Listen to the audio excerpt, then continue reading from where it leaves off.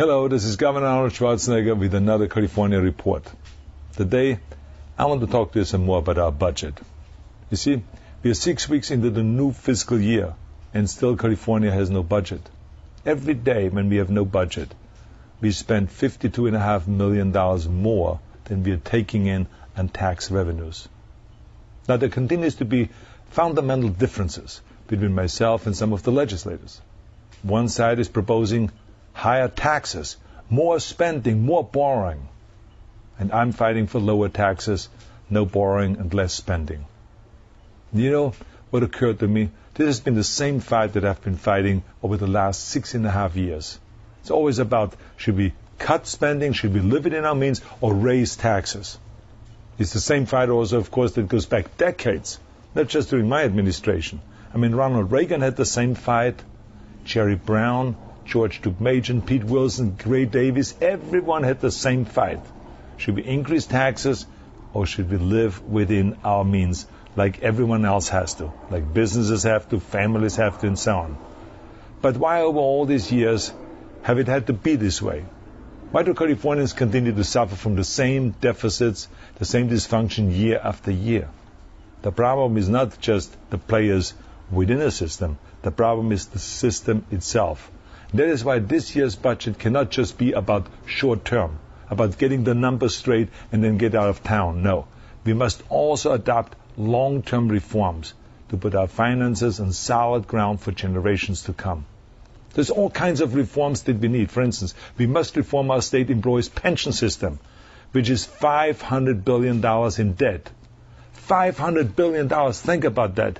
That means it's an equivalent of paying for our total education system 10 times over. Or to build the entire infrastructure that we need. All of the schools, all the university buildings, all the highways, the high-speed rail, all the mass transit, the levees, the affordable housing, everything. You can do this twice over. That's $500 billion. I mean, look over here, for instance, on this chart. We started 10 years ago with $150 million. Now it's up to $6.4 billion that we pay a year for our pensions. And in the next 10 years, if we don't do something about it and reform it, it will go up to $104 billion. But besides the pension system, we must also reform our broken budget and tax systems. That includes creating a real rainy day fund. The problem is, when the economy is good, Sacramento never sets money aside for the inevitable downturn. For instance, in 2000, revenues spiked by 23%. And again later on in 2006.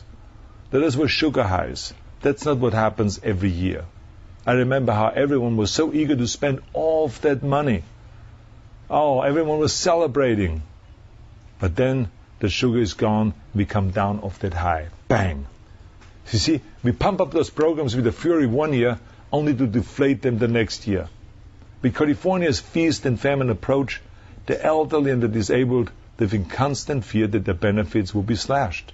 And parents and children worry year after year whether their children's music and sports and fitness programs get cut, or if the after-school programs get cut, or if the school year gets cut. Our budget is on a roller coaster ride, and there is no way to run a state. Now, we all know the economy is cyclical, but our budget doesn't have to be this way.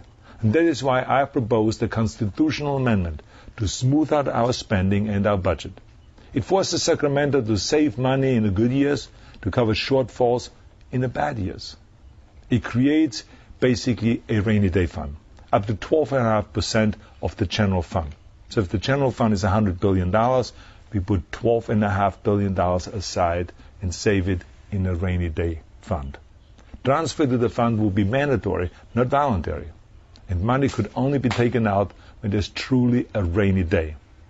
Now think about this. If my reforms had been in place over the last 10 years, we would have had $12.5 billion in a rainy day fund going into this economic downturn.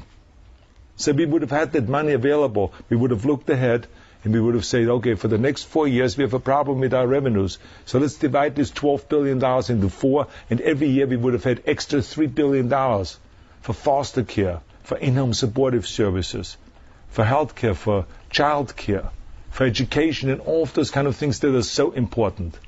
With this reform, we can stabilize California's fiscal future.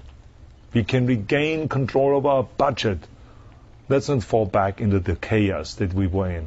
That's why I'm calling on the legislators to pass this budget reform, the pension reform, the tax reform, all of those things, and to move this state, this great state, and the people forward, not backwards. Right now, we are climbing out of an economic crisis of a lifetime. But it's also an opportunity of a lifetime. I always say when there's a crisis, there are opportunities. The opportunity to fundamentally reform Sacramento. Let's make this the year where we get it done. So please urge your legislators to take action. And what I mean by action is just no taxes, no more spending, no increase in borrowing or any of this. Let's live within our means and let's go and reform the broken system. Thank you for watching and thank you for listening.